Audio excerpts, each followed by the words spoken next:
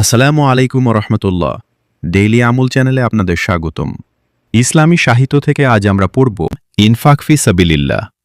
লেখক মাওলানা মতিউর রহমান নিজামী। প্রকাশনা বিভাগ বাংলাদেশ জামায়াতে ইসলামী। লেখকের আরজ। ইনফাক ফি সাবিলিল্লাহ পুস্তিকাটির প্রথম সংস্করণ অল্প দিনের মধ্যে নিঃশেষ হয়ে যাওয়ায় মহান আল্লাহর দরবারে প্রাণ উজাড় করে শুকরিয়া জানাই। মূলত এটা আল্লাহর দিনের জন্যে তার বান্দাহদের মধ্যে জানের কোরবানি ও মালের কোরবানির অদম্য প্রেরণারই বহিঃপ্রকাশ। এ পুস্তিকাটি লেখকের তেমন কোনো জ্ঞান গবেষণার ফল নয়, মাঠে ময়দানে আল্লাহর দিনের খেদমতে নিয়োজিত থাকার ফলশ্রুতিতে কুরআন সুন্নাহ থেকে প্রাপ্ত হেদায়েতের ন্যূনতম প্রকাশ মাত্র, যা আল্লাহর পক্ষ থেকে তার এক নগণ্য বান্দাহর মনে তিনি নিজেই দয়া করে মেহেরবানি করে প্রদান করেছেন। ১৯৮৫ সনের কোনো এক সময়ে রাজশাহী জেলা শাখার বাছাই করা দায়িত্বশীল পর্যায়ের ২০ থেকে ২৫ জন কর্মীর উদ্দেশ্যে আয়োজিত একটি শিক্ষা বৈঠকে সম্ভবত শেষ রাতের পবিত্র মুহূর্তে আমাকে এই বিষয়ে বক্তব্য রাখতে হয়েছিল। ৪৫ মিনিটের সেই বক্তৃতাটি খুব বেশি সাজানো গোছানোভাবে পেশ করেছিলাম বলে আমার মনে হয়নি। বক্তৃতা শেষে রাজশাহী জেলার তৎকালীন আমির অধ্যাপক মুজিবুর রহমান সাহেব উপস্থিত ব্যক্তিদের প্রতি ইনফাক ফি সাবিলিল্লাহ এই বক্তব্যের উপর আমলের আহ্বান জানালেন।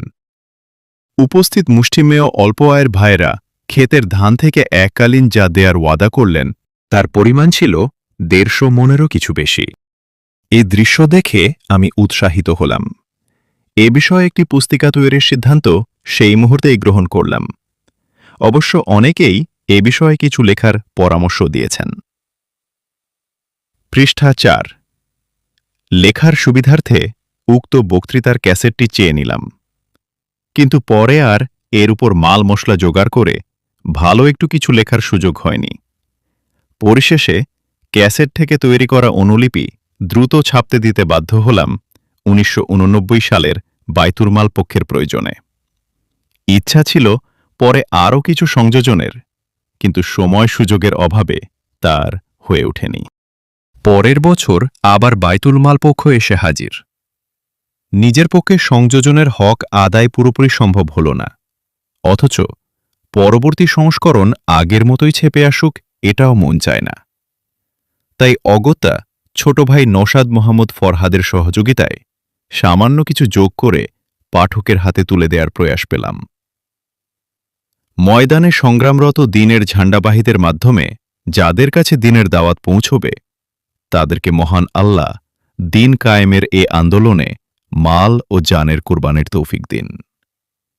আমার এক ক্ষুদ্র পুস্তিকাকে আল্লাহ এই কোরবানির জজবা সৃষ্টির উপায় হিসাবে কবুল করুন, আমিন। বিসমিল্লাহির রহমানির রহিম। পৃষ্ঠা ৫। ইনফাক ফি সাবিলিল্লাহ। বর্তমান দুনিয়ার বিভিন্ন দেশে ইসলাম প্রতিষ্ঠার যে আন্দোলন চলছে তা মূলত আজকের সময়ের দাবি। এভাবে অতীতে যখনই মানবতা মনুষ্যত্ব বিপর্যয়ের মুখোমুখি হয়েছে তখনই আল্লাহ তাআলার পক্ষ থেকে নবী রাসূলের আগমন ঘটেছে সে বিপর্যয় থেকে মানবজাতিকে উদ্ধার করার জন্য।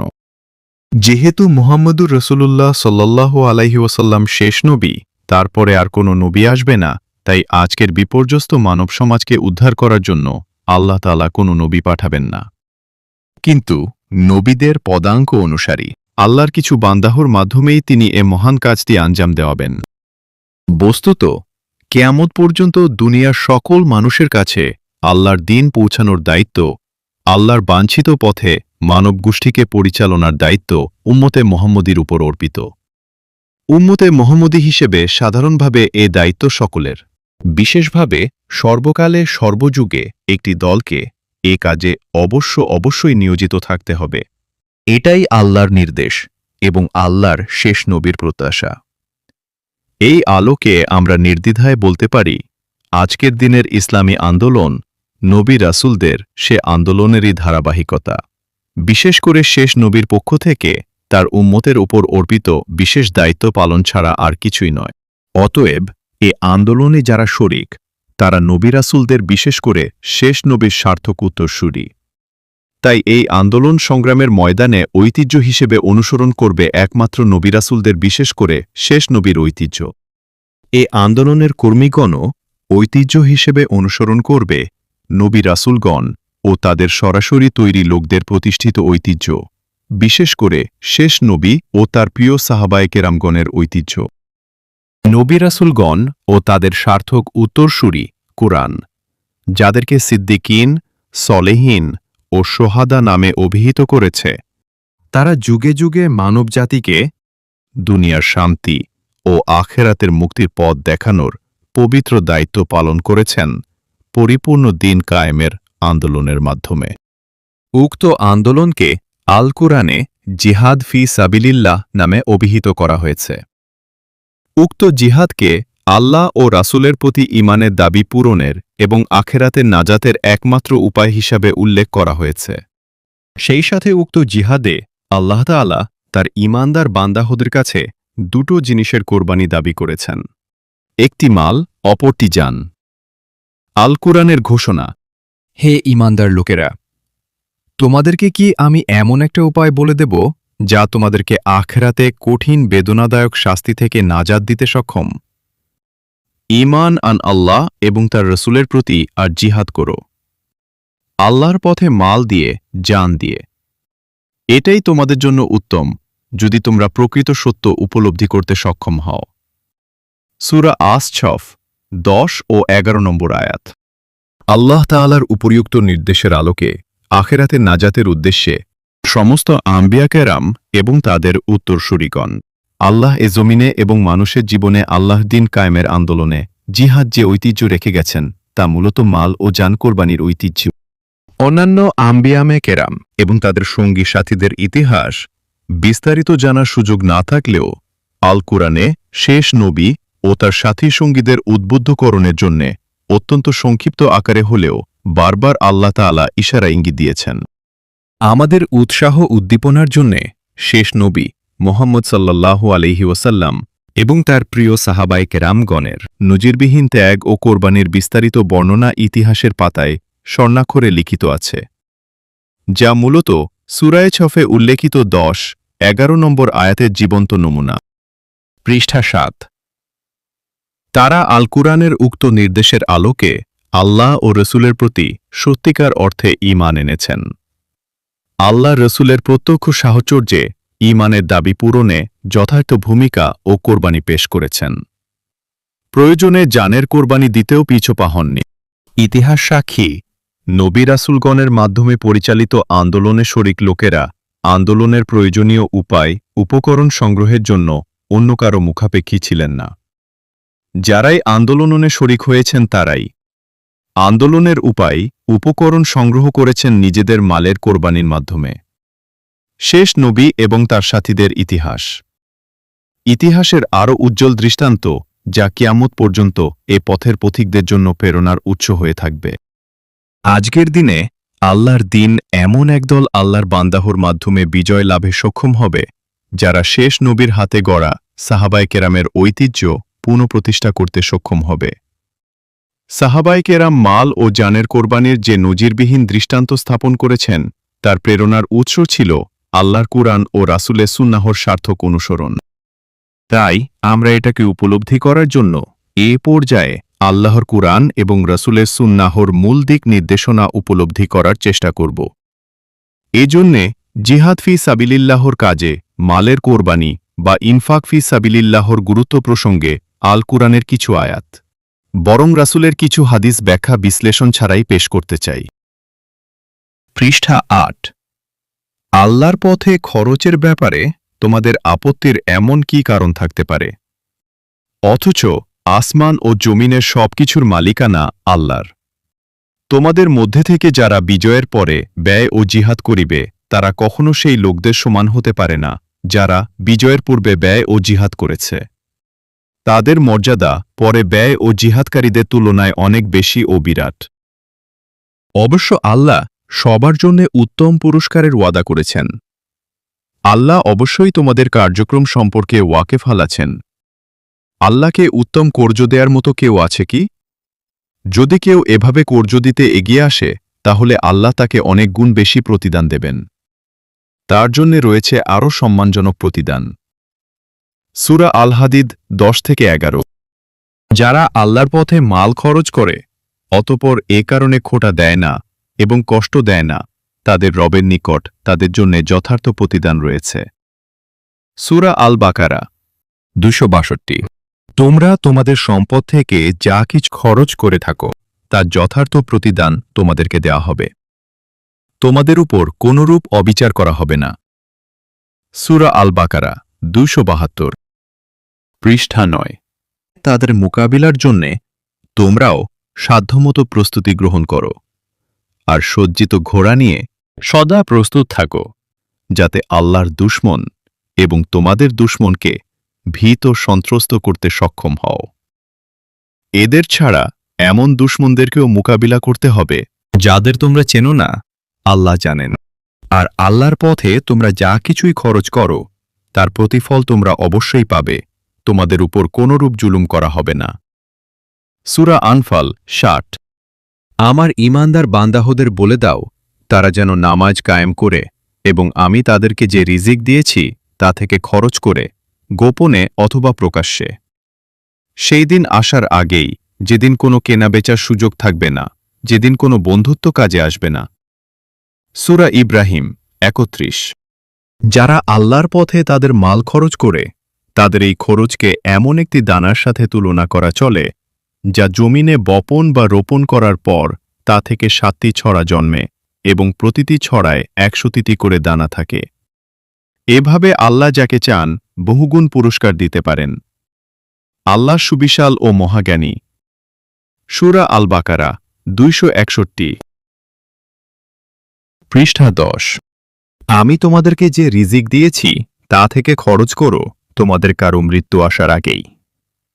অন্যথায় অনুতাপ অনুশোচনা করে বলতে হবে, হে পরওয়ারদেগার, আমাকে যদি অল্প কিছু সময়ের জন্য অবকাশ দিতে, তাহলে আমি দান খয়রাত করতাম এবং নেক লোকদের একজন হতে পারতাম।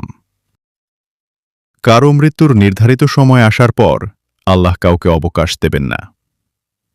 আল্লাহ তোমাদের যাবতীয় কার্যক্রম সম্পর্কে ভালোভাবে ওয়াকিবাহাল। সূরা আল মুনাফিকুন 10-11। কাফেরগণ তাদের মাল খরচ করে আল্লাহর পথে বাধা প্রতিবন্ধকতা সৃষ্টির জন্যে। এভাবে অচিরেই এই মাল খরচ তাদের অনুতাপ অনুশোচনা ও দুর্ভাগ্যের কারণ হবে। অতঃপর তাদের পরাভূত হতে হবে, পরিণামে কাফেরদের জাহান্নামে অবস্থান করতে হবে। সূরা আনফাল 36। খরচ করো আল্লাহর পথে, নিজের হাতে নিজেকে ধ্বংসের মুখে ঠেলে দিও না। উত্তমরূপে নেক কাজ আঞ্জাম দাও। এভাবে যারা নেক কাজ উত্তমরূপে আঞ্জাম দিতে যত্নবান, আল্লাহ তাদের অবশ্যই ভালোবাসেন। সূরা আল বাকারা 195 পৃষ্ঠা 11। হে ঈমানদারগণ, নিশ্চিত জেনে রাখো, আহবার ও রহুবানদের তথা ইহুদি ও নাসারাদের ধর্মগুরুগণ অধিকাংশই অন্যায় ও অবৈধভাবে মানুষের সম্পদ ভোগ করে থাকে এবং আল্লাহর পথে বাধা সৃষ্টি করে। যারা সোনারূপা সঞ্চয় করে আর তা আল্লাহর রাহে খরচ করে না, তাদেরকে বেদনাদায়ক শাস্তির সুসংবাদ দাও। সূরা আত-তাওবা 34-35। তোমরা তো এমন লোক যাদেরকে আল্লাহর পথে খরচের জন্যে আহ্বান জানানো হচ্ছে, অতঃপর তোমাদের মধ্য থেকে কিছু লোক কৃপণতা করছে। যারা কৃপণতার আশ্রয় নেবে তার পরিণামে তারা নিজেরাই ক্ষতিগ্রস্ত হবে।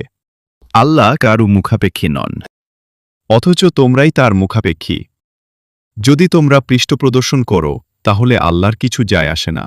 তিনি তোমাদের পরিবর্তে অন্য কোনো সম্প্রদায়কে এ কাজের দায়িত্ব দেবেন, অতঃপর তারা তোমাদের মতো হবে না। সূরা মুহাম্মদ 38 পৃষ্ঠা 12। ইনফাকের গুরুত্ব প্রসঙ্গে নিম্নবর্ণিত হাদিসগুলো আমরা সামনে রাখতে পারি। হযরত আবু হুরায়রা রাদিয়াল্লাহু আনহু থেকে বর্ণিত, তিনি বলেন, রাসূল সাল্লাল্লাহু আলাইহি ওয়াসাল্লাম বলেছেন, আল্লাহ তাআলা মানব সন্তানকে লক্ষ্য করে বলেন, তুমি খরচ করো, তোমার জন্য খরচ করা হবে। বুখারী ও মুসলিম। হযরত আসমা রাদিয়াল্লাহু তাআলা আনহা হতে বর্ণিত, তিনি বলেন, রাসূল সাল্লাল্লাহু আলাইহি ওয়াসাল্লাম তাকে বলেছেন, খরচ করো, কত খরচ করলে তা বড় করে দেখার জন্য হিসাব করতে যেও না, তাহলে আল্লাহ তোমার বিপক্ষের জমা ভালো করে সংরক্ষণ করবেন। তোমার সাধ্যমতো খরচ করো। বুখারী ও মুসলিম। পৃষ্ঠা ১৩। আবু উমামা থেকে বর্ণিত, তিনি বলেন, রাসূল সাল্লাল্লাহু আলাইহি ওয়াসাল্লাম বলেছেন, হে আদম সন্তান, যদি তোমার উদ্বৃত্ত সম্পদ খরচ করো তাহলে তা তোমার জন্য কল্যাণকর হবে, আর যদি তা সঞ্চয় করে রাখো তাহলে তা হবে তোমার জন্য অকল্যাণকর। তবে হ্যাঁ, তোমার জীবন ধারণের ন্যূনতম সম্পদের জন্য তোমাকে পাকড়াও করা হবে না। এই খরচের সূচনা করো তোমার পরিবার থেকেই। মুসলিম। হজরত আবু হুরায়রা রাদিয়াল্লাহু আনহু থেকে বর্ণিত, তিনি বলেন, রাসূল সাল্লাল্লাহু আলাইহি ওয়াসাল্লাম বলেছেন, দানকারী আল্লাহর নিকটতম, বেহেশতের নিকটতম এবং মানুষেরও নিকটতম হয়ে থাকে, আর দূরে থাকে দোজখ থেকে। পক্ষান্তরে কৃপণ ব্যক্তি অবস্থান করে আল্লাহ থেকে দূরে, বেহেশত থেকে দূরে, মানুষ থেকে দূরে, দোজখের নিকটে। অবশ্যই একজন জাহেল দাতা একজন বখিল আবেদের তুলনায় আল্লাহর কাছে অধিকতর প্রিয়। আত-তিরমিজি। ইনফাক ফি সাবিলিল্লাহর অর্থ। আমরা উপরে আল কোরআনের কিছু সংখ্যক আয়াতের ও কতিপয় হাদিসের শুধু তর্জমাসহ উদ্ধৃতি দেওয়ার প্রয়াস পেয়েছি। উক্ত আয়াতগুলোর মধ্যে ইনফাক ফি সাবিলিল্লাহর কথাটি বারবার এসেছে। আমরা এই অধ্যায়ে পৃথক পৃথকভাবে ইনফাক ও ফি সাবিলিল্লাহর অর্থ এবং তাৎপর্য বুঝতে প্রয়াস পাব ইনশাল্লাহ। পৃষ্ঠা ১৪। ইনফাকের অর্থ। ইনফাকের শাব্দিক ও পারিভাষিক অর্থ। ইনফাক শব্দটির মূল ধাতু, যার অর্থ সুড়ঙ্গ, যার একদিক দিয়ে প্রবেশ করে আর একদিক দিয়ে বের হওয়া যায়। মুনাফিক এবং নিফাক শব্দদ্বয় এই একই ধাতু থেকে গঠিত। অর্থের দিক দিয়ে মোটামুটি একটা সামঞ্জস্য আছে। নাফাকুন থেকে ইনফাক গঠিত হয়েছে। যখন মাল খরচের অর্থে ব্যবহৃত হচ্ছে তখন এর মধ্যে একটা সূক্ষ্ম দিক লুকিয়ে থাকছে। তাহলে মুমিনের মাল সঞ্চিত হয়ে থাকবার জন্যে নয়, একদিক থেকে যেমন আয় হবে তেমনি অপরদিকে তা ব্যয় হয়ে যাবে। এই নাফাকুন থেকে যখন মুনাফিক শব্দটি গঠিত হচ্ছে তখন তার অর্থ দাঁড়াচ্ছে, মুনাফিক ঈমানের কথাকে দিলে বদ্ধমূল করে নিচ্ছে না, এক কান দিয়ে শুনছে আর এক কান দিয়ে বের করে দিচ্ছে। নাফাকুন ধাতু থেকে আবার নাফাকাতুন শব্দটিও গঠিত হয়েছে, যা ভরণপোষণ বা খোরপোষের অর্থে ব্যবহৃত হয়ে থাকে। শাব্দিক অর্থের সাথে সামঞ্জস্য রেখে আমরা ইনফাকের অর্থ করে থাকি মাল খরচ করা, কিন্তু যেমন তেমন খরচকে ইনফাকের পর্যায়ে ফেলা যায় না। আমাদের সমাজে প্রচলিত চাঁদা বলতে যা বুঝায় ইনফাক, তা থেকে অনেক বড় কিছুকে বুঝায়। চাঁদা একটি ফার্সি শব্দ যার অর্থ যৎকিঞ্চিত। নিজের অর্থ সম্পদের মধ্য থেকে যৎকিঞ্চিত কোনো ব্যক্তিকে বা প্রতিষ্ঠানকে বিলিয়ে দিলেই চাঁদার হক আদায় হয়ে যায়, কিন্তু ইনফাকের হক এতে আদায় হয় না। শাব্দিক অর্থের আলোচনায় আমরা ইনফাকের দুটো দিক পেয়ে থাকি। এক, এ পরিমাণ খরচ করতে হবে যাতে অর্থ সম্পদ সঞ্চয়ের সুযোগ না আসে বা দাতার মনে সঞ্চয়ের ধারণা বদ্ধমূল হওয়ার সুযোগ না আসে। ২, ভরণপোষণ বা খোরপোষের অর্থের তাৎপর্য হল দাতা যার জন্যে দান বা খরচ করবে তার প্রয়োজন পূরণ করার মতো অর্থ অবশ্যই ব্যয় করবে। ফি সাবিলিল্লাহর অর্থ। আমরা উপরে যে আয়াতগুলো আলোচনায় এনেছি সেখানে শুধু ইনফাকের কথা বলা হয়নি, বরং ইনফাক ফি সাবিলিল্লাহ বলা হয়েছে। শুধু তাই নয়, উল্লিখিত আয়াতগুলোর প্রতি একটু মনোনিবেশ করলেই আমাদের কাছে পরিষ্কার হবে যে ফি সাবিলিল্লাহর সাথে জিহাদ ফি সাবিলিল্লাহ অথবা কিতাল ফি সাবিলিল্লাহ অতপ্রতভাবে জড়িত আছে। পৃষ্ঠা ১৫। অতএব আল কোরআনে ইনফাক ফি সাবিলিল্লাহর আহ্বান মূলত আল্লাহ দিন প্রতিষ্ঠার কাজে অর্থ ব্যয়কেই বোঝানো হয়েছে। অবশ্য ফি সাবিলিল্লাহ কথাটি ব্যাপক অর্থেও ব্যবহৃত হওয়ার অবকাশ আছে। সাধারণভাবে গরিব দুঃখী মিসকিনকে সাহায্য করাকেও ফি সাবিলিল্লাহ হিসাবে আল্লাহ নিজেই গণ্য করেন। তেমনি যে কোনো সেবামূলক কাজও ফি সাবিলিল্লাহর কাজ হিসাবে পরিগণিত হওয়ার অবকাশ আছে। তবে এগুলো ফি সাবিলিল্লাহর মৌলিক কাজ নয়। মৌলিকভাবে ফি সাবিলিল্লাহ বলতে জিহাদ এবং কিতাল ফি সাবিলিল্লাহ বুঝায়। আল কোরআনের উপস্থাপনা ও বর্ণনাভঙ্গি থেকে তা অত্যন্ত সুস্পষ্ট। ইনফাকের অর্থ এবং ফি সাবিলিল্লাহর অর্থ একত্রে মিলালে ইনফাক ফি সাবিলিল্লাহর অর্থ দাঁড়ায় জিহাদ ফি সাবিলিল্লাহ বা আল্লাহর দিন প্রতিষ্ঠার সংগ্রামের প্রয়োজন পূরণ, এর উপায় উপকরণ জোগাড় ও এই মহান কাজটি পরিচালনার জন্য সর্বাত্মক সহযোগিতা ও পৃষ্ঠপোষকতা করার জন্য অর্থসম্পদ খরচ করা। চাঁদার মনোভাব নিয়ে অর্থ দান করার মাধ্যমে এর হক আদায় হতে পারে না। তাই ইসলামী আন্দোলনের অর্থনৈতিক সহযোগিতার ব্যাপারে চাঁদার পরিভাষা ব্যবহার না করে এয়ানাত এই আরবি শব্দটি ব্যবহার করা হয়েছে, যার অর্থ সহযোগিতা দান। ইনফাকের তাৎপর্য। আল্লাহর দিন প্রতিষ্ঠার খাতে আমাদেরকে মাল সম্পদ খরচ করতে হবে কেন? আল্লাহ তাআলা তার দিন প্রতিষ্ঠার জন্যে তার পথে জিহাদের যে আহ্বান দিয়েছেন তার মধ্যেই উপরিউক্ত প্রশ্নটির উত্তর রয়েছে। আল্লাহ তাআলার ঘোষণা, তোমরা জিহাদ করো আল্লাহর পথে মাল দিয়ে এবং জান দিয়ে। অর্থাৎ দিন প্রতিষ্ঠার এই জিহাদে বা সংগ্রামে মালের কোরবানি এবং জানের কোরবানির প্রয়োজন আছে। এই দুটো জিনিসের কোরবানি দেয়ার মতো একদল মর্দে মুমিন, মর্দে মুজাহিদ তৈরি হলেই আল্লাহর দিন কায়েমের সংগ্রাম বিজয় হবে। পৃষ্ঠা 16। যেমন বিজয়ী হয়েছিল রাসূলে পাক সাল্লাল্লাহু আলাইহি ওয়াসাল্লামের নেতৃত্বে সাহাবায়ে কেরামের রাদিয়াল্লাহু আনহুম মালের কোরবানি ও জানের কোরবানির বিনিময়ে। আল্লাহর দিন কায়েমের এই মহান সংগ্রাম দাবি করে যে এ সংগ্রামে অংশগ্রহণকারী সৈনিকদের কাছে তাদের নিজের জান ও মালের তুলনায় তথা ইহজাগতিক যাবতীয় স্বার্থ ও লোভ লালসার তুলনায় আল্লাহর রহমত ও সন্তোষী হতে হবে অধিকতর প্রিয়। আল্লাহ তাআলা ইরশাদ করেছেন, তাদের আল্লাহর পথে লড়াই করা উচিত যারা আখিরাতের বিনিময়ে এই দুনিয়ার জীবনকে বিক্রি করতে পারে। আর যারাই আল্লাহর পথে সংগ্রামে অংশ নেবে অতঃপর নিহত হবে অথবা বিজয়ী হবে, উভয় অবস্থায় আমি তাদেরকে মহান প্রতিদানে ভূষিত করব। সূরা আন-নিসা ৭৪। উল্লিখিত আয়াতে কথা পরিষ্কারভাবে এসেছে, আল্লাহ তাআলা যাকে তাকে দিন কায়েমের লড়াইয়ের অংশ নিতে বলেননি। যারা এই দুনিয়ার জীবনের তুলনায় আখিরাতের জীবনকে অগ্রাধিকার দিতে সক্ষম কেবলমাত্র তারাই এ কাজের যোগ্য। আর যারা এর বিপরীত অর্থাৎ আখিরাতের তুলনায় দুনিয়ার জীবনকে অগ্রাধিকার দেয় তারা এ কাজের যোগ্য হতে পারে না। আল্লাহ তাআলা এ সম্পর্কেও বলেন, পৃষ্ঠা ১৭। হে ঈমানদারগণ, তোমাদের কি হয়েছে যে তোমাদেরকে আল্লাহর পথে বেরিয়ে পড়ার ডাক দিলে তোমরা মাটি কামড়ে ধরো? তোমরা কি আখিরাতের পরিবর্তে দুনিয়ার জীবন নিয়েই সন্তুষ্ট হয়ে গেলে? অথচ দুনিয়ার এই মালমাত্তা আখিরাতে অতি সামান্যই কাজে আসবে। আত-তওবা ৩৮।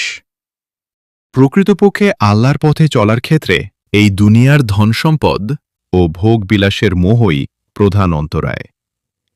এই মোহ কাটিয়ে উঠতে যাতে আমরা সক্ষম হই, সেজন্যেই আল্লাহ তাআলা আমাদের জানের কোরবানি পেশ করার ব্যাপারে বেশি বেশি করে তাকিদ করেছেন। এভাবে আল্লাহর পথে বেশি বেশি করে মাল খরচের মাধ্যমেই আমরা দুনিয়ার বৈষয়িক ও পার্থিব জীবনের মোহ কাটিয়ে উঠতে সক্ষম হতে পারি এবং আল্লাহর পথে স্বচ্ছন্দে এগিয়ে যেতে পারি। আল্লাহর পথে অর্থ ব্যয়ের প্রধান উদ্দেশ্য এটাই। মানুষের কাছে তার জান এবং মাল দুটোই প্রিয়। কখনো মানুষ তার জান বাঁচানোর জন্যে সমস্ত মাল সম্পদ লুটিয়ে দিতে যেমন পরোয়া করে না, তেমনি আবার মাল সম্পদের মোহ চরিতার্থ করতে গিয়ে জীবন বিপন্ন করতেও পিছপা হয় না। এ দুয়ের মাঝে আল্লাহ তাআলা মালের কোরবানিকে অগ্রাধিকার দিয়েছেন, কারণ এই পার্থিব জগতের মায়া মহব্বতের তুলনায় আখেরাতের মায়া মহব্বত ও চিন্তা চেতনা অধিক না হলে কেউ আল্লাহর পথে আল্লাহর নামে জান দিতে পারে না। অপরদিকে আল্লাহর পথে বেশি বেশি মাল খরচের অভ্যাস না হলে পার্থিব জগতের লোভ লালসা ও মোহ পরিহার করে আখেরাতের জীবনকে অগ্রাধিকার দানের মতো মন মানসিকতা তৈরি হতে পারে না। তাই নিজেকে আল্লাহর পথে টিকিয়ে রাখার স্বার্থে আল্লাহর দিন কায়েমের সংগ্রামের যথার্থ দাবি পূরণে নিজেকে যোগ্য বানানোর স্বার্থে আমাদেরকে ইনফাক ফি সাবিলিল্লাহর ক্ষেত্রে অগ্রণী ভূমিকা পালনে এগিয়ে আসতে হবে। ইনফাক ফি সাবিলিল্লাহর প্রয়োজন প্রসঙ্গে দ্বিতীয় যে দিকটি আমাদেরকে বিবেচনায় রাখতে হবে তা হল আল্লাহর জমিনে আল্লাহর দিন কায়েমের সংগ্রাম বিজয়ী হওয়ার জন্যেও জনশক্তি এবং অর্থশক্তিতে বলীয়ান হওয়া অপরিহার্য। এ কারণেও আল্লাহ তাআলা এই সংগ্রামে মাল ও জান দিয়ে শরিক হওয়ার ডাক দিয়েছেন। প্রসঙ্গত আমাদেরকে এ সত্যটিও সামনে রাখতে হবে যে ইসলামী আন্দোলন অতীতেও কোনোদিন নিছক অলৌকিকতার ভিত্তিতে বিজয়ী হয়নি, সামনেও হবে না। পৃষ্ঠা 18। আম্বিয়ায়ে কেরাম, বিশেষ করে শেষ নবী মুহাম্মদ সাল্লাল্লাহু আলাইহি ওয়াসাল্লামকে স্বাভাবিকভাবেই দাওয়াতি তৎপরতার মাধ্যমে জনশক্তি জোগাড় করতে হয়েছে এবং এই জনশক্তির আর্থিক কোরবানির দ্বারাই আন্দোলনের প্রয়োজনীয় উপায় উপকরণ জোগাড় করতে হয়েছে। অলৌকিকতা বা মুজেজা নবী রাসূলদের জীবনে সংঘটিত অবশ্যই হয়েছে, কিন্তু তা সংঘটিত হয়েছে একদিকে নবুয়াতের প্রমাণ হিসাবে, অপরদিকে কোনো কমকে ধ্বংসের আগে আল্লাহর পক্ষে যুক্তি প্রমাণাদির পরিসমাপ্তি ঘটানোর জন্যে। এছোবাতে নবুয়াত ও এজমালে হুজ্জাত, এই দুই কারণে নবী রাসূলদের জিন্দেগিতে অসংখ্য মুজেজা সংঘটিত হলেও এর মাধ্যমে দিন বিজয়ী হওয়ার বা প্রতিষ্ঠিত হওয়ার কোনো প্রমাণ নেই, বরং স্বাভাবিকভাবে প্রতিপক্ষের সাথে মোকাবিলা করেই দিনকে বিজয়ী হতে হয়েছে। শেষ নবীর মাধ্যমে আমাদের প্রতি আল্লাহর নির্দেশ, তাদের সার্থকভাবে মোকাবিলার জন্যে তোমরাও যথাসাধ্য প্রস্তুতি গ্রহণ করো, আর ঘোড়া সজ্জিত অতন্দ্র প্রহরীর ন্যায় প্রস্তুত থাকো, যাতে করে আল্লাহর দুশমন এবং তোমাদের দুশমনকে ভীতি প্রদর্শন করতে পারো। এদের ছাড়া এমন দুশমনদেরও মোকাবিলা করতে হবে যাদের কথা তোমরা জানো না। আল্লাহ তাদের ব্যাপারে জানেন, আর আল্লাহর পথে যা কিছুই তোমরা খরচ কর না কেন তার প্রতিদান তোমরা অবশ্যই পাবে, তোমাদের প্রতি কোনো অবিচার করা হবে না। সূরা আনফাল 60। আল্লাহ দ্বীনের সংগ্রাম বিজয়ী হবার ক্ষেত্রে আল্লাহর সাহায্যই বড় ফ্যাক্টর, এতে কোনো সন্দেহ নেই। কিন্তু আল্লাহর সেই সাহায্য আসার জন্য প্রস্তুতি সংক্রান্ত তার নির্দেশ, যা এখনই আমরা সূরা আনফালের 60 নম্বর আয়াতের মাধ্যমে জানতে পারলাম, তার উপর আমল করা অপরিহার্য। পৃষ্ঠা 19। ইসলামী আন্দোলনের প্রতিপক্ষের বস্তুগত প্রস্তুতির তুলনায় আমাদের সাধ্যমতো চেষ্টা সত্ত্বেও যদি কিছু কমতি থেকে যায়, তাহলে সেই কমতি আল্লাহ তাআলা তার গায়েবী মদদে পুষিয়ে দিতে পারেন, এবং দিয়ে থাকেন সেটা ভিন্ন কথা। সেটার কারণে আল্লাহ নির্দেশ উপেক্ষা করার বা তার নির্দেশ পালনে শিথিলতা প্রদর্শনের কোনো সুযোগ নেই।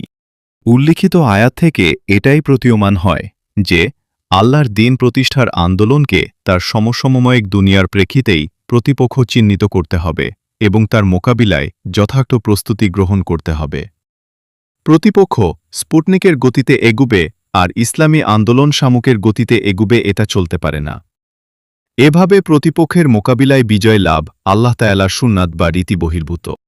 আজকের প্রেক্ষাপটে ইসলামী আন্দোলনের প্রতিপক্ষের শক্তিসমূহের প্রস্তুতি ও বিভিন্নমুখী কলাকৌশল ও তৎপরতার যথার্থ মূল্যায়ন করে তার মোকাবিলায় ইসলামী আন্দোলনের উপায় উপকরণ ও বিভিন্নমুখী রসদ সামগ্রী জোগাড় করার প্রয়োজনকে সামনে রাখলে আমাদের বিবেকবুদ্ধি ইনফাকের যথার্থ গুরুত্ব উপলব্ধি করতে সক্ষম হবে। আল্লাহ আমাদের সবাইকে এ ব্যাপারে যথার্থ উপলব্ধি দান করুন, আমিন। ইনফাক ফি সাবিলিল্লাহর ক্ষেত্রে রাসূল সাল্লাল্লাহু আলাইহি ওয়াসাল্লামের ভূমিকা।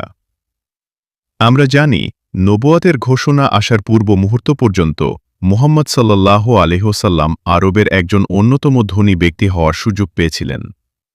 অন্যতম শ্রেষ্ঠ ধনী খাদিজাতুন কুবরা রাদিয়াল্লাহু আনহা ব্যবসায় অংশগ্রহণের মাধ্যমেই তিনি এ অবস্থায় উন্নীত হন। তাছাড়া হযরত খাদিজার সম্পদ ব্যবহারের তার সুযোগ এসেছিল, কিন্তু ইতিহাস সাক্ষী নবুয়াতের ঘোষণা আসার পর হতে দুনিয়া থেকে বিদায় নেওয়ার মুহূর্ত পর্যন্ত সময়ের মধ্যে তার সম্পদ আর বিন্দু পরিমাণও বৃদ্ধি পায়নি, বরং তিলে তিলে সব আল্লাহর পথে নিঃশেষ হয়েছে। পৃষ্ঠা 20। ইনফাকের ক্ষেত্রে সাহাবায়ে কেরামগণের ভূমিকা। আল্লাহ তাআলার শেষ নবী মুহাম্মদ সাল্লাল্লাহু আলাইহি ওয়াসাল্লামের নেতৃত্বে আল্লাহর দ্বীন বিজয়ী হওয়ার ক্ষেত্রে সাহাবায়ে কেরামগণের রাদিয়াল্লাহু আনহু ভূমিকা দুনিয়ার ইতিহাসে চিরকাল স্মরণীয় হয়ে থাকবে। তারা আল্লাহর রসুলের ডাকে সাড়া দিয়ে মালের ও জানের কোরবানি পেশের ক্ষেত্রে নজিরবিহীন দৃষ্টান্ত স্থাপন করেছেন। তাদের এই ভূমিকার জন্যে স্বয়ং মহান আল্লাহ সার্টিফিকেট দিয়ে বলেছেন, তাদের প্রতি আল্লাহ খুশি হয়েছেন আর তারাও আল্লাহর প্রতি খুশি হয়েছে। আল্লাহর রসুলের নিজের হাতে গড়া এই ভাগ্যবান লোকদের একাংশ মুহাজির নামে পরিচিত, আর একাংশ আনসার নামে অভিহিত। জান ও মালের কোরবানির ক্ষেত্রে উভয়ের ভূমিকাই উল্লেখযোগ্য এবং আমাদের জন্য প্রেরণার উৎস। মক্কার ১৩ বছরে চরম প্রতিকূল অবস্থার মধ্য দিয়ে যাদেরকে আল্লাহর রাসূল তৈরি করেছিলেন, তাদের মালের কোরবানির মাধ্যমে দুনিয়ার আকর্ষণ এতটা হ্রাস পেয়েছিল যে আল্লাহর নির্দেশে সবকিছু ছেড়ে মক্কা থেকে মদিনায় হিজরাত করতে তাদের একটুও বাধেনি। বাপদাদার ভিটামাটিতে যুগ যুগান্তেরও ব্যবসা-বাণিজ্য মুহূর্তের মধ্যে লাথি মেরে আল্লাহর ডাকে সাড়া দিতে তাদের বিন্দুমাত্রও বেগ পেতে হয়নি। অপরদিকে মদিনার লোকেরা ইসলাম গ্রহণ করার ব্যাপারে তুলনামূলকভাবে নতুন হওয়া সত্ত্বেও মক্কা থেকে আগত সহায় সম্পদ ও সম্বলহীন লোকদের যাবতীয় দায়দায়িত্ব গ্রহণ করতে কোনো প্রকারের দ্বিধা সংকোচ করেননি। মুনাফিক এবং অন্যান্য ইসলাম বিরোধী শক্তির কুমন্ত্রণা এবং প্রচারণা সত্ত্বেও তারা বিভ্রান্ত হননি। এভাবে মক্কার ছিন্নমূল লোকদের মদিনায় পুনর্বাসন করতে না করতে যুদ্ধের ঝুঁকি নিতে হয়েছে। বদর ওহুদের যুদ্ধ তো একেবারে লাগালাগি সময়ের মধ্যেই সংঘটিত হয়েছে। নিঃসন্দেহে এতে মদিনাবাসী মুসলমানদের উপর বিরাট অর্থনৈতিক চাপ এসেছে, কিন্তু আল্লাহর দ্বীনের সাহায্যকারী আল্লাহর রসূল ও মক্কা থেকে আগত মুহাজিরদের সাহায্যকারী মদিনার আনসারগণ হাসি মুখেই এ চাপের মোকাবিলা করেছেন। আখেরাতের বিনিময়ে দুনিয়ার জীবনকে এভাবে তারা বিক্রি করতে সক্ষম হয়েছিলেন বলেই আল্লাহ তাআলা তাদেরকে আল্লাহর দ্বীনকে বিজয়ী করার মতো এত বড় ও মহৎ কাজের তৌফিক দিয়েছিলেন। পৃষ্ঠা ২১। সামষ্টিকভাবে মুহাজির ও আনসারগণের কোরবানি, বিশেষ করে মালের কোরবানি, সর্বকালের সর্বযুগের মানুষের জন্যে যেমন অনুকরণ ও অনুসরণযোগ্য আদর্শ হয়ে থাকবে, তেমনি তাদের ব্যক্তিগত ভূমিকাও সবার জন্য প্রেরণার উৎস হয়ে থাকবে। আমরা এখানে মাত্র কয়েকজনের ভূমিকা অতি সংক্ষেপে আলোচনার প্রয়াস পাব। হযরত খাদিজাতুল কুবরা রাদিয়াল্লাহু আনহার ভূমিকা। শেষ নবী মুহাম্মদ সাল্লাল্লাহু আলাইহি ওয়াসাল্লামের নবুয়াতের ঘোষণার সাথে সাথেই যিনি তার প্রতি ঈমান আনেন তিনি হলেন উম্মুল মুমিনিন হযরত খাদিজাতুল কুবরা রাদিয়াল্লাহু আনহা। তিনি আল্লাহর রাসূলের হেরার গুহার ঘটনা শুনে এবং ওরাকা ইবনে নওফলের বক্তব্য শুনে তখনই বুঝেছিলেন যে আল্লাহর রাসূল হিসাবে মুহাম্মদ সাল্লাল্লাহু আলাইহি ওয়াসাল্লামকে যে বিরাট দায়িত্ব দেওয়া হয়েছে, এই দায়িত্ব পালন করতে অর্থের প্রয়োজন হবে। তাই তিনি ঈমানের ঘোষণার সাথে সাথে নিজের সমস্ত সম্পদ আল্লাহ রসুলের হাতে সোপর্দ করে দিলেন। প্রকাশ থাকে যে তিনি ওই সময় মক্কার অন্যতম শ্রেষ্ঠ ধনী ছিলেন। তার সমস্ত সম্পদই আল্লাহর দ্বীনের দাওয়াত সম্প্রসারণ ও দাওয়াত কবুলকারী বিপন্ন লোকদের পেছনে নিঃশেষ হয়েছে। হযরত আবু বকর রাদিয়াল্লাহু আনহু এর ভূমিকা। আল্লাহ রাসূলের সর্বশ্রেষ্ঠ সাথী হযরত আবু বকর রাদিয়াল্লাহু আনহু মক্কার গণ্যমান্য ব্যক্তিদের একজন ছিলেন। আল্লাহ রাসূলের ডাকে সাড়া দেওয়ার ক্ষেত্রে তিনি প্রথম ব্যক্তি। তিনি আল্লাহ রাসূলের সকল দুঃসময়ের সাথী হিসাবে যেমন জীবনে ঝুঁকি নিতে দ্বিধা করেননি, তেমনি এ পথে অকাতরে অর্থ বিলাতেও কুণ্ঠিত হননি। রসূলের মক্কি জিন্দেগিতে আল্লাহর দ্বীনের জন্যে দ্বীন কবুলকারী দুস্থ অসহায় কৃতদাস শ্রেণীর লোকদের আজাদ করা ও পৃষ্ঠপোষকতা করার জন্যে যেমন তিনি অর্থ ব্যয় করেছেন, তেমনি মদিনার জীবনে আল্লাহ রসূলের আহ্বানে সাড়া দিয়ে তার সর্বস্ব আল্লাহ রসূলের হাতে তুলে দিয়েছেন। রসূলুল্লাহ যখন নবুয়াতের প্রকাশ্য ঘোষণা দিলেন, আবু বকরের নিকট তখন ৪০,০০০ দিরহাম ছিল। ইসলামের জন্য তিনি তার সকল সম্পদ ওয়াকফ করে দেন। পৃষ্ঠা ২২। কুরাইশদের যেসব দাসদাসী ইসলাম গ্রহণের কারণে নিগৃহীত ও নির্যাতিত হচ্ছিল, এ অর্থ দ্বারা তিনি সেই সব দাসদাসী খরিদ করে আজাদ করে দেন। ১৩ বছর পর যখন রসূলুল্লাহ সাল্লাল্লাহু আলাইহি ওয়াসাল্লাম সাথে তিনি মদিনায় হিজরত করেন, তখন তার কাছে এ অর্থের মাত্র ২৫০০ দিরহাম অবশিষ্ট ছিল। অল্পদিনের মধ্যেই অবশিষ্ট দিরহামগুলিও ইসলামের জন্য ব্যয়িত হয়।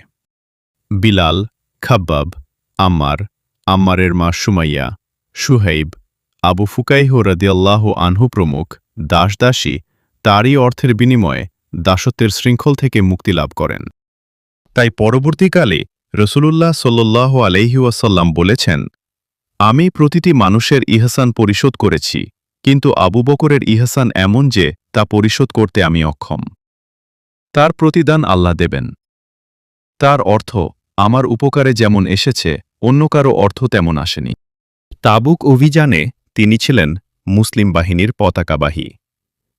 এ অভিযানের সময় রাসূলুল্লাহ সাল্লাল্লাহু আলাইহি ওয়াসাল্লামের আহ্বানে সাড়া দিয়ে বাড়িতে যা কিছু অর্থসম্পদ ছিল সবই তিনি রাসূলুল্লাহ সাল্লাল্লাহু আলাইহি ওয়াসাল্লামের হাতে তুলে দেন।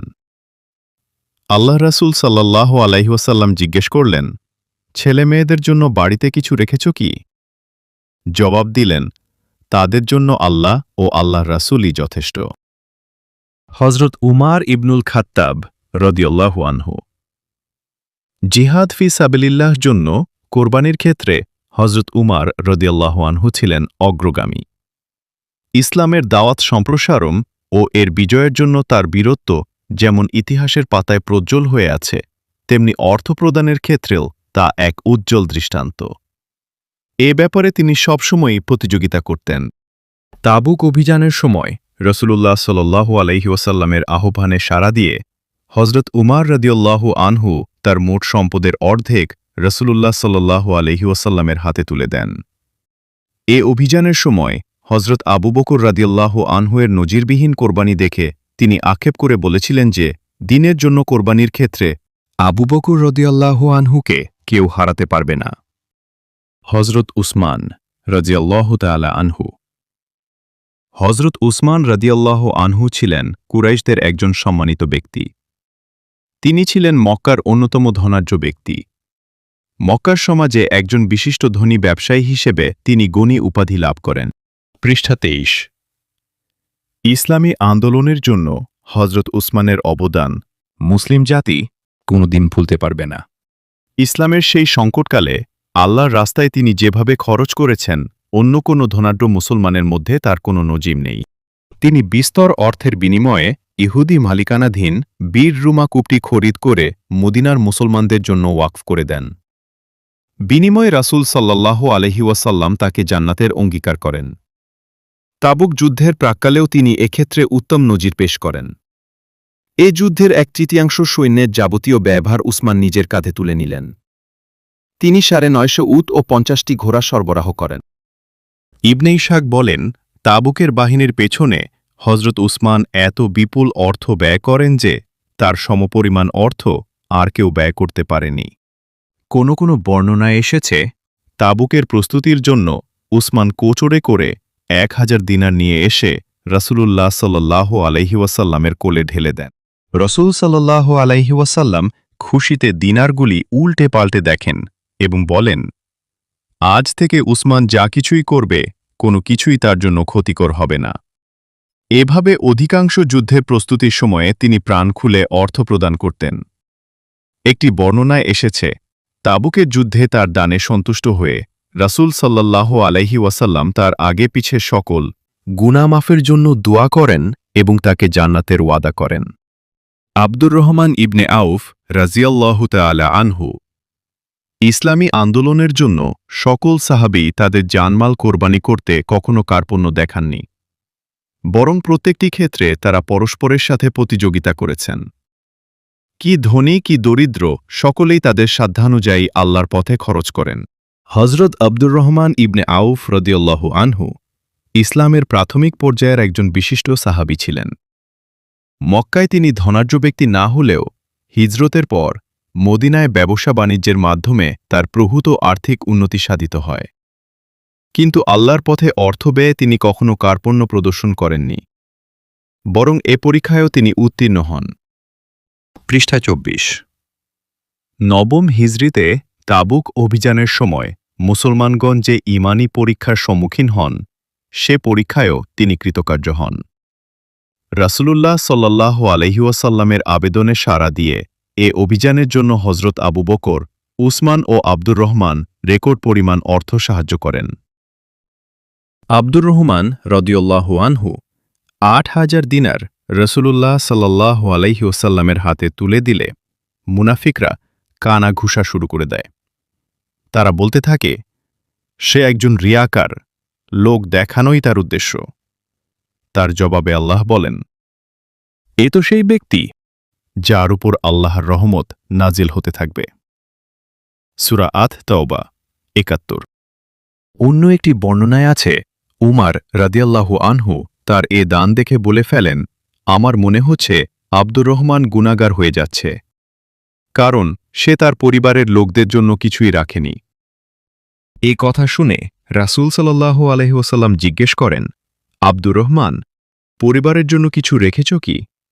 তিনি বলেন, হ্যাঁ, আমি যা দান করেছি তার থেকেও বেশি ও উৎকৃষ্ট জিনিস তাদের জন্য রেখেছি। রাসূলুল্লাহ সাল্লাল্লাহু আলাইহি ওয়াসাল্লাম জিজ্ঞেস করলেন, কত? বললেন, আল্লাহ ও তার রসূল যে রিজিক, কল্যাণ ও প্রতিদানের অঙ্গীকার করেছেন তাই। মুহাজির ও আনসারদের ভূমিকা। জাহেলিয়াতের চরম অন্ধকার যুগে মক্কায় যারা ঈমান এনে রসূলুল্লাহ সাল্লাল্লাহু আলাইহি ওয়াসাল্লামের সঙ্গীসাথী হয়েছিলেন, দ্বীনের জন্য তাদের আত্মত্যাগ, কোরবানি ইতিহাসের পাতায় স্বর্ণাক্ষরে লেখা থাকবে। এ ঈমানের ঘোষণা দেওয়ার সাথে সাথেই বহুমুখী বিপদ মুছিবত তাদের উপর আপতিত হয়। জুলুম, নির্যাতনের স্টিম রোলার তাদের উপর চালানো হয়। রুটি রোজগারের সকল পথই তাদের জন্য বন্ধ হয়ে যায়। যারা ধনী বা সচ্ছল ছিলেন, ইসলামী দাওয়াতের কাজে ব্যস্ত থাকার কারণে তাদের অবস্থাও ক্রমান্বয়ে খারাপ হতে থাকে। কিন্তু সকল কিছুকে উপেক্ষা করে তারা ঈমানের পরীক্ষায় উত্তীর্ণ হন। দ্বীনের জন্য, দ্বীনকে বিজয়ী করার জন্য তারা সকলেই জানমাল অকাতরে বিলিয়ে দেন। এ ব্যাপারে তাদের কোনো আক্ষেপ তো ছিলই না, বরং এক্ষেত্রেও তাদের প্রতিযোগিতা ছিল ঈর্ষা করার মতো নজিরবিহীন। পৃষ্ঠা ২৫। তারা নিজের ধনসম্পদ, সন্তান-সন্ততি ও জীবন হক পথে বিলিয়ে দিয়েছেন এবং হকের ঝান্ডা উড্ডীন রাখার জন্য যে কোনো ধরনের কোরবানি দিতে পিছপা হননি। এমনকি নিজের জন্মভূমি ত্যাগ করে হলেও নবুয়ত প্রাপ্তির ১৩ বছর পর রাসূলুল্লাহ সাল্লাল্লাহু আলাইহি ওয়াসাল্লাম সাহাবায়ে কেরামকে মদিনায় হিজরতের নির্দেশ দেন। নির্দেশ পাওয়ার সাথে সাথেই তারা তাতে সাড়া দিলেন এবং প্রিয় স্বদেশভূমি, ধনসম্পদ এবং ঘরবাড়ি ত্যাগ করে মদিনায় গিয়ে পৌঁছলেন। মক্কায় বছরের পর বছর ধরে অকথ্য জুলুম, নির্যাতন সহ্যের পর নিজের পরিবার পরিজন, ঘরবাড়ি এবং ধনসম্পদ ত্যাগ করে যখন মদিনায় পৌঁছলেন, তখন তাদের কাছে আল্লাহর নাম ছাড়া আর কিছুই ছিল না। কিন্তু মদিনার আনসাররা যে ভালোবাসা এবং নিষ্ঠা ও সততার সাথে এ দেশ ত্যাগীদের মেহমানদারি করলেন, তা এক ঈমান প্রজ্বলিত কাহিনী। তারা সহায় সম্বলহীন এ মুহাজিরদেরকে ভাই হিসেবে গ্রহণ করে ইতিহাস সৃষ্টি করলেন। সূরায়ে আলে ইমরানে ইরশাদ হয়েছে, অতঃপর তিনি তোমাদের অন্তরে ভালোবাসা সৃষ্টি করে দিলেন, ফলে তোমরা পরস্পর ভাই হয়ে গেলে। আনসাররা আল্লাহ তাআলার এ মহান ইহসানের পুরোপুরি শুকর আদায় করলেন। তারা নিজের জীবন, সম্পদ এবং সন্তানদেরকে হক পথে ওয়াক করে দিলেন। নবী করিম সাল্লাল্লাহু আলাইহি ওয়াসাল্লাম মুহাজির ও আনসারদের মধ্যে ভ্রাতৃত্বের বন্ধন কায়েম করলেন। এ সম্পর্কে সৃষ্টির পর তারা পাতানো ভাইদের সাথে আপন ভাইয়ের চেয়েও সুন্দর ব্যবহার করলেন এবং তাদের ধন সম্পদ সবকিছু সমান ভাগে ভাগ করে দিলেন।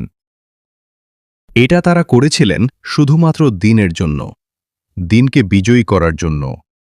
জিহাদের ডাক এলেই তারা নিজেদের জান এবং মাল সমেত ইসলামের জন্য দণ্ডায়মান হয়ে যেতেন। সাহাবায়ে কেরাম রাদিয়াল্লাহু আনহু এ গুণের বদৌলতেই আল্লাহর প্রিয় ও পছন্দনীয় হতে পেরেছিলেন। কুরআন পাকে প্রকাশ্য ভাষায় বলা হয়েছে, আল্লাহ তাদের প্রতি সন্তুষ্ট হয়েছেন এবং তারাও আল্লাহর প্রতি সন্তুষ্ট হয়েছে। বর্তমান যুগে ইসলামী আন্দোলনের প্রতিপক্ষ ও তাদের প্রস্তুতি। ইসলামী আন্দোলনের যথার্থ প্রস্তুতি নিতে হলে বর্তমান যুগ সন্ধিক্ষণে এ আন্দোলনের প্রতিপক্ষ সঠিকভাবে চিহ্নিত করতে হবে। তাদের প্রস্তুতিরও যথার্থ মূল্যায়ন করতে হবে। পৃষ্ঠা ২৬।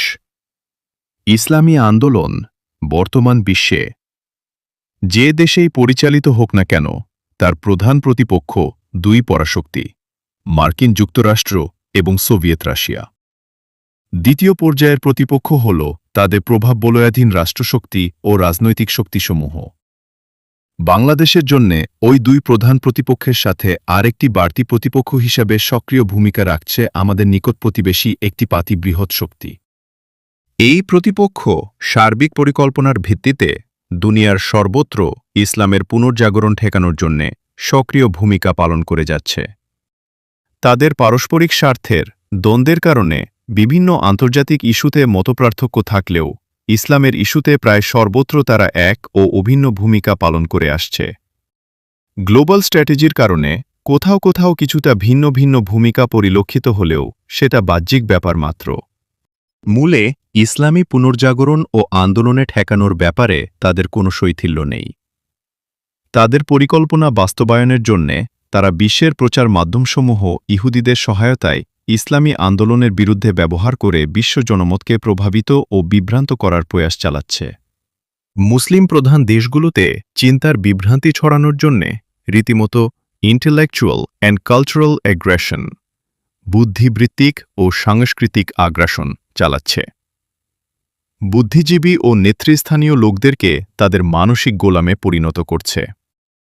উন্নয়ন কর্মকাণ্ডের নামে প্রশাসনকে পর্যন্ত ব্যবহার করছে। এনজিওদের জাল বিস্তার করে সামাজিকভাবে প্রভাব প্রতিপত্তি প্রতিষ্ঠার চেষ্টার পাশাপাশি আমাদের স্বকীয় মূল্যবোধ ধ্বংসের অপপ্রয়াস চালাচ্ছে। সেই জালে বুদ্ধিবৃত্তিক ও বস্তুগত সহযোগিতা দিয়ে তাদের পক্ষে রাজনৈতিক শক্তি গড়ে তোলার চেষ্টা করছে এবং তাদের মাধ্যমে ইসলামী আন্দোলনের উপর সরাসরি আঘাত হানার ব্যবস্থা করছে। এদের বহুমুখী রণকৌশলকে সামনে রেখে ইসলামী আন্দোলনের কর্মকৌশল নির্ধারণ করতে হবে।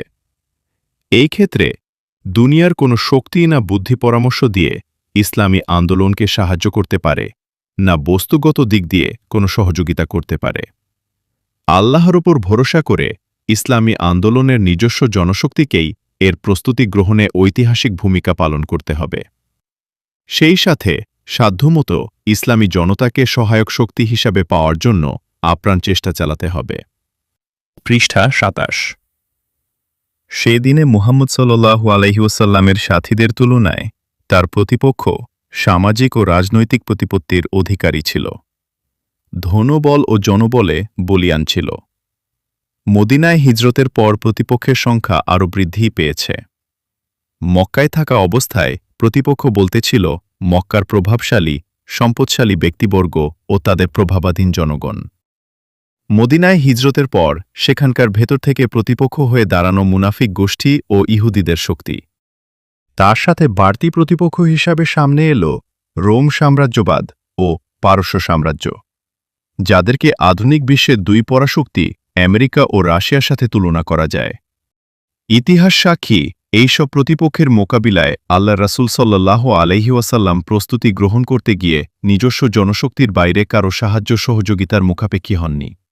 যারা ঈমান এনেছে তারাই এ আন্দোলনের জনশক্তিতে পরিণত হয়েছে। তারাই প্রতিপক্ষের মোকাবিলায় যেমন জানকে বাজি রেখে লড়াই করতে প্রস্তুত হয়েছে, তেমনি এ লড়াইয়ের যাবতীয় উপায় উপকরণ ও রসদ সামগ্রী জোগাড় করার জন্যে উৎসাহ উদ্দীপনা সহকারে মালের কোরবানি পেশ করেছে।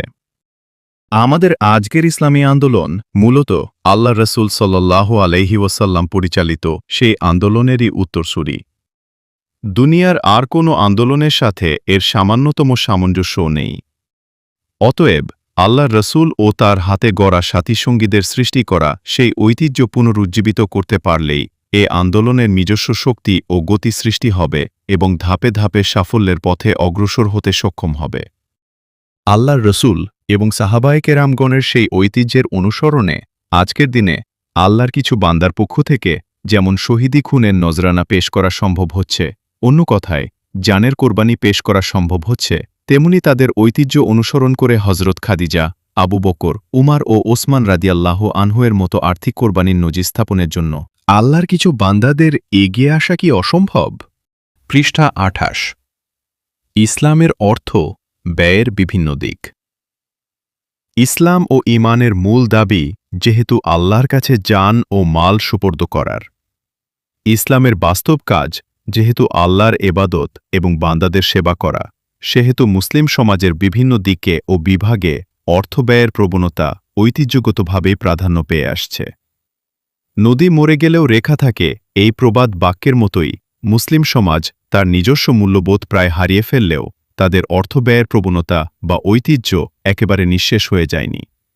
ইসলাম অর্থ সম্পদের কোরবানির ধরনের ব্যবস্থা রেখেছে।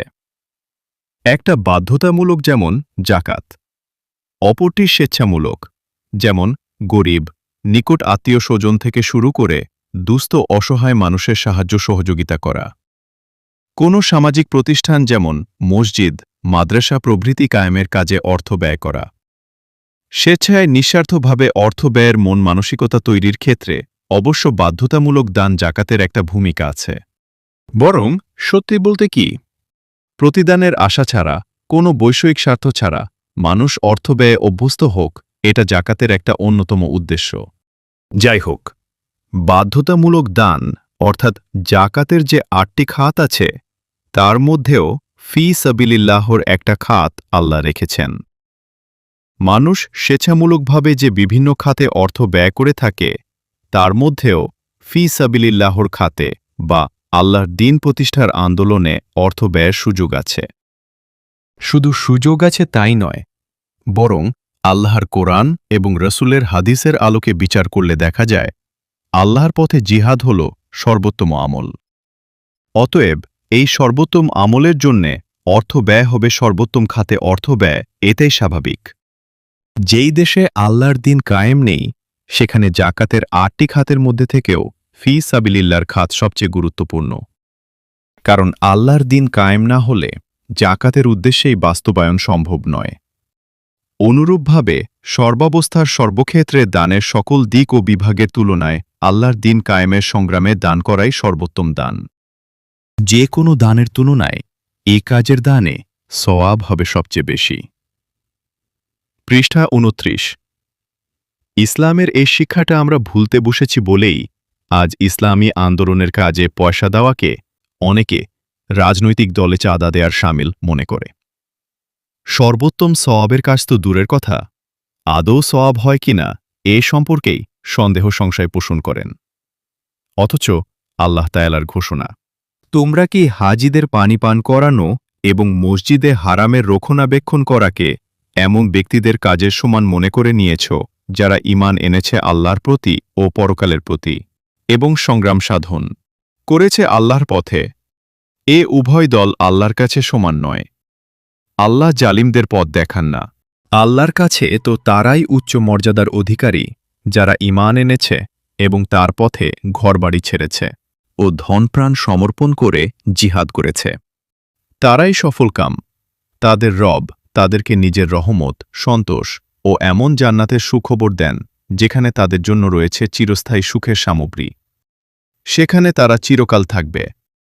অবশ্যই আল্লাহর কাছে কাজের প্রতিদান দেওয়ার জন্য অনেক কিছুই রয়েছে। সূরা আত-তাওবা ১৯-২২, পৃষ্ঠা ৩০। আল্লাহর দ্বীন কায়েমের আন্দোলনে অর্থ ব্যয় সওয়াবের দৃষ্টিতে যেমন সর্বোত্তম কাজ, তেমনি বাস্তবতার আলোকেও এ পথে অর্থ ব্যয়টাই কার্যকর এবং অর্থবহ।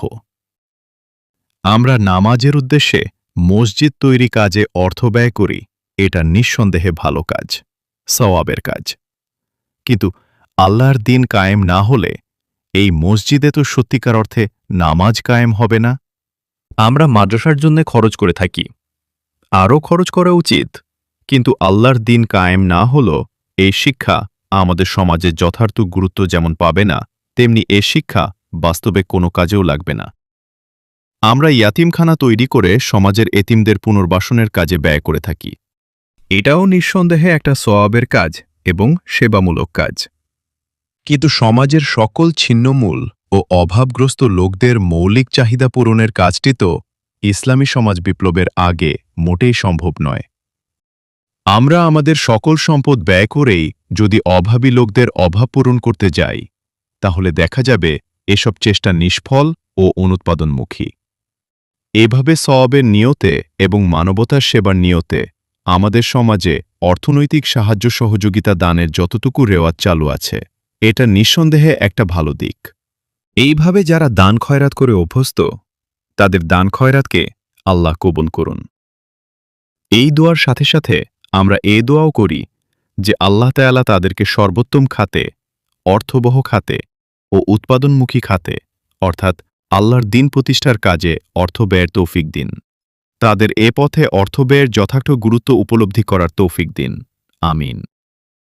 ইনফাকের ক্ষেত্রে ইসলামী আন্দোলনের ঐতিহ্য। ইসলামী আন্দোলনের বিভিন্নমুখী ঐতিহ্য সৃষ্টিতে প্রধানত অবদান রেখেছেন আম্বিয়ায়ে কেরামগণ আলাইহিসসালাম। এরপর আল্লাহর সেই সব বান্দাদের ভূমিকা স্মরণযোগ্য যাদেরকে আল কোরআনে সিদ্দিকিন, সালেহিন এবং সোহাদা নামে অভিহিত করা হয়েছে। আমরা এই পুস্তিকার চতুর্থ ও পঞ্চম অধ্যায়ে খুব সংক্ষেপে হলেও শেষ নবী মুহাম্মদ সাল্লাল্লাহু আলাইহি ওয়াসাল্লাম এবং সাহাবায়ে কেরামগণের ভূমিকা আলোচনা করে এসেছি। পৃষ্ঠা ৩১। তাদের ভূমিকা আমাদের জন্য প্রেরণার উৎস হওয়া সত্ত্বেও মনের কোণে প্রশ্ন জাগতে পারে। নবীদের ব্যাপার তো আলাদা, সর্বশেষ ও সর্বশ্রেষ্ঠ নবীর ব্যাপার তো আরও ব্যতিক্রম। নবীদের সাথীসঙ্গীদের ব্যাপারও আলাদা। কাজেই দূর অতীতের ইতিহাস ও ঐতিহ্যের পাশাপাশি নিকট অতীতের বা আজকের সমসাময়িক বিশ্বের ইসলামী আন্দোলনের ইতিহাস ঐতিহ্যই এক্ষেত্রে বেশি ফলপ্রসূ হতে পারে। নিকট অতীতে আমাদের উপমহাদেশে হজরত সৈয়দ আহম্মদ শহীদ ব্রেলভি পরিচালিত মুজাহিদ আন্দোলনের কথা আমাদের মোটামুটি জানা থাকার কথা। এই আন্দোলনে বাংলার তৌহিদি জনতা যেমন পায়ে হেঁটে যোগদানের রেকর্ড সৃষ্টি করেছেন, তেমনি অকাতরে এই আন্দোলনের জন্যে আর্থিক সহযোগিতাও করেছেন। বাংলাদেশের যেসব অঞ্চলে মুজাহিদ আন্দোলনের সাথে সংশ্লিষ্ট লোকজনের বসবাস ছিল, সেই সব অঞ্চলের লোকদের মধ্যে এখনও ওসর দান থেকে শুরু করে বিভিন্ন দিনী খেদমতে স্বতঃস্ফূর্তভাবে দানের রীতি চালু দেখা যায়। আজকের বিশ্বের দুটি আন্তর্জাতিক মর্যাদাসম্পন্ন ইসলামী সংগঠন জামায়াতে ইসলামী ও জামায়াতে ইখওয়ানুল মুসলমিনের প্রতিষ্ঠাতা ও এর সাথে জড়িত ব্যক্তিরা সাহাবায়ে কেরামগণের জানের কোরবানি ও মালের কোরবানির ঐতিহ্য পুনরুজ্জীবিত করার প্রয়াস পাচ্ছেন। সাহাবায়ে কেরামগণ ঈমানের ঘোষণা দিয়ে যেভাবে জুলুম নির্যাতনের সম্মুখীন হয়েছেন, ইসলামী আন্দোলনে শরিক লোকেরা দুনিয়ার বিভিন্ন স্থানে অনুরূপ জুলুম ও নির্যাতনেরই সম্মুখীন হচ্ছেন। তারা যেভাবে অর্থ সম্পদ এ পথে ব্যয় করতেন, আজকের যুগের ইসলামী আন্দোলনের লোকেরাও অনুরূপ ত্যাগ, কোরবানির প্রয়াস পাওয়ার চেষ্টা করছে। জামায়াতে ইসলামীর প্রতিষ্ঠাতা সৈয়দ আবুল আলা মওদুদী রহমতুল্লাহি আলাইহি তার অসংখ্য বই পুস্তকের আয় থেকে কোটিপতি হতে পারতেন, কিন্তু তার মধ্য থেকে মাত্র ২ থেকে ৩টি বইয়ের আয় পরিবারের জন্য রেখে বাদবাকি সমস্ত বইয়ের, যার অসংখ্য সংস্করণ ছাপা হচ্ছে অসংখ্য ভাষায়, যার অনুবাদও প্রকাশ হয়েছে, ইসলামী আন্দোলনকে ওয়াকফ করেছেন। তার সাহচর্য লাভের সৌভাগ্য যাদের হয়েছে, তারা অনেকেই জীবনের কেরিয়ার এই আন্দোলনের জন্য কোরবানি দিয়েছেন। পৃষ্ঠা ৩২। অনেকেই অর্থনৈতিক কোরবানির ক্ষেত্রে নিজ নিজে আয়ের শতকরা ৫ ভাগ থেকে শুরু করে ১০ ভাগ, ২০ ভাগ পর্যন্ত জামায়াতের বায়তুল মালে দেওয়ার ঐতিহ্য সৃষ্টি করেছেন। এই ঐতিহ্যের অনুসরণের মাধ্যমে আজকের ইসলামী আন্দোলনে অর্থ সম্পদের কোরবানির ক্ষেত্রে দুটো নিয়মের অনুসরণ হয়ে আসছে। অবশ্য এটাকে ফরজ ও ওয়াজেব হিসাবে গণ্য করা হয় না। আমাদের সমাজের নিম্ন মধ্যবিত্ত শ্রেণীর পর্যায়ে পড়ে জামায়াতে এমন লোকদের সংখ্যাই বেশি। তাই মোটামুটি হিসাবে এই পর্যায়ের লোকদের আয়ের শতকরা ৫ ভাগ দিলে তা কোরবানি বা ইনফাকের পর্যায়ে পড়ে। অতএব ঐতিহ্যগতভাবে ইসলামী আন্দোলনের কর্মীরা নিজ নিজ আয়ের কমপক্ষে শতকরা ৫ ভাগ জামায়াতের বায়তুল মালে দিয়ে আসছেন। এটা নিম্ন মধ্যবিত্তদের বেলায় প্রযোজ্য। যারা উচ্চ মধ্যবিত্তদের পর্যায়ে পড়েন, তাদের আয়ের শতকরা ৫ ভাগ কোরবানির পর্যায়ে পড়তে পারে না।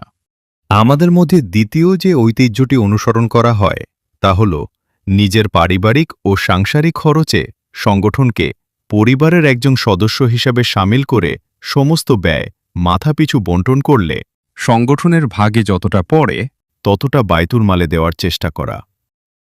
এই রীতি অনুসরণ করলে ইনফাকের অর্থ আল্লাহর দ্বীন প্রতিষ্ঠার কাজের ভরণ পোষণ বা পৃষ্ঠপোষকতা করা, এর প্রতি খেয়াল রেখে অর্থ ব্যয়ের অভ্যাস গড়ে উঠতে পারে।